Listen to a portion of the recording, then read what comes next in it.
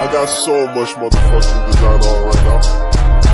Bring it down, bring it down, bring it down. I got 3 old guys who walk with bitches on my line. Assalamualaikum warahmatullahi wabarakatuh. Perkenalkan, nama saya Yuninda Eka Fajriani, NIM 234010052. Dan saya Duha Nuri Samsia dengan NIM 234010049. Jadi, video kali ini kita berdua akan menjelaskan tentang apa itu hipertiroid. Untuk informasi lebih lengkapnya, simak videonya ya. Jadi, apa itu hipertiroid? Hipertiroid merupakan peningkatan kadar hormon tiroid bebas secara berlebihan dalam sirkulasi peredaran darah dan dapat menyebabkan peningkatan laju metabolisme yang pada akhirnya menyebabkan penurunan berat badan. Untuk cara mendiagnosisnya sendiri, penyakit hipertiroid yaitu berdasarkan riwayat, tanda dan gejala klinis, dan analisa laboratorium termasuk hormon perangsang tiroid atau TSH, T4, dan T3.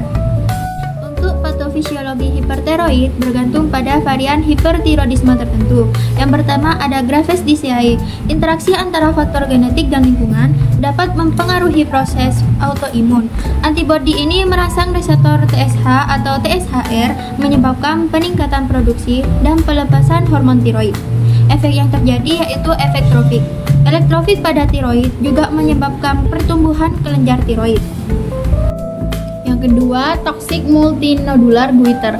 Mutasi somatik yang melibatkan TSHR menyebabkan aktivitas konstitutif pensinyalan CAMP sehingga menghasilkan otonomi tiroid. Penyebab otonomi tiroid adanya mutasi reseptor TSH menyebabkan aktivasi konstitutif dari deskade CAMP yang mengakibatkan stimulasi fungsi dan pertumbuhan tiroid. Dan yang ketiga yaitu iodina-induced hipertiroidisme. Asupan iodium berlebihan melalui pola makan atau pemberian obat hipertiroidisme berkembang sekitar 2-12 minggu. Iodida yang bersirkulasi secara berlebihan menghambat pengorganisasian, suatu proses yang dikenal sebagai efek Wolff-Chaikoff. Autoregulasi ini lolos dari fenomena Job-Basedow, menyebabkan kelebihan hormon tiroid dengan adanya kelebihan iodium atau iodida.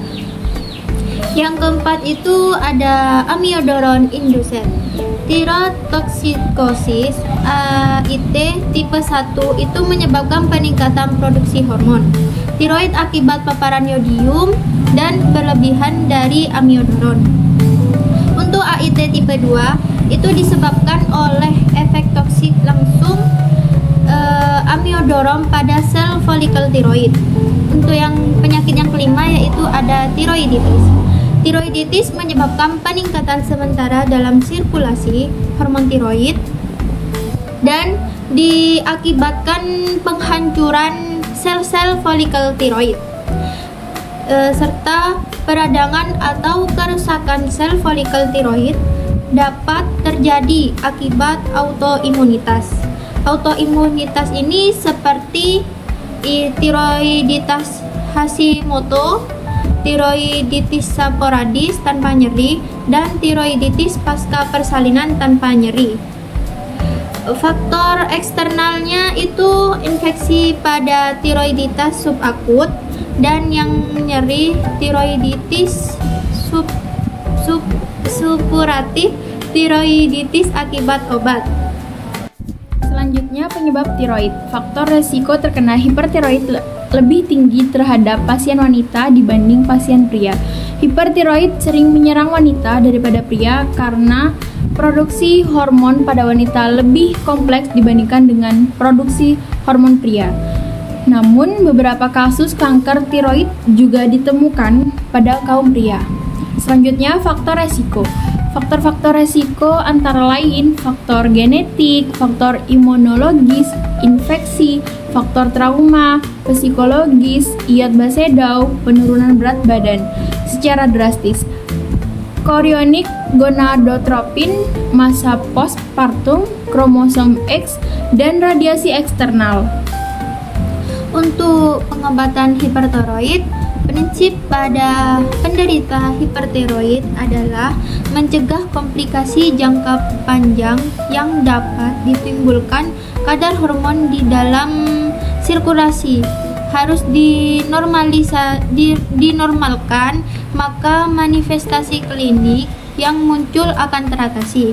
Dalam pemilihan cara pengobatan yang sesuai untuk penderita hipertiroid, harus memahami indikasi dan kontraindikasi.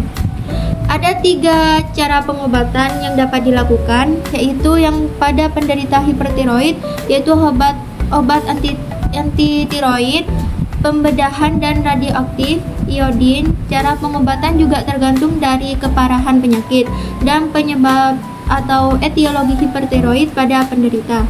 Sekian video penjelasan tentang apa itu hipertiroid dari kita berdua. Semoga video kali ini bisa bermanfaat bagi kita semua, dan jika ada kurangnya mohon maaf. Terima kasih. Wassalamualaikum warahmatullahi wabarakatuh.